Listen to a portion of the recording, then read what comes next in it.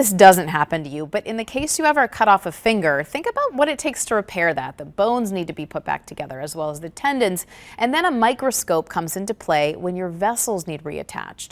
Well, Dr. Ryan Katz says operating under a microscope has been done for decades, but the microscopes are getting better.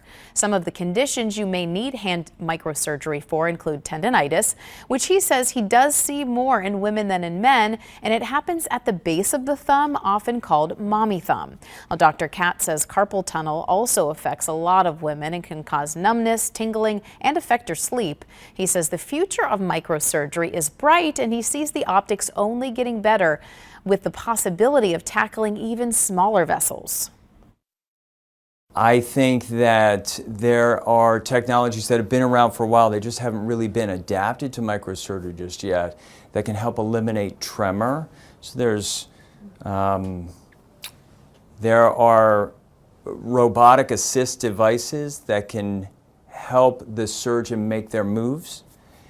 So in addition to magnifying vessels, you can eliminate tremor, you can scale up and scale down movements and things like that. Well, Dr. Katz says this could even also lead to remote operating. So think of a doctor wearing virtual reality and making the moves from somewhere other than the operating room, while the robot is actually working on the patient. We'll just have to wait and see.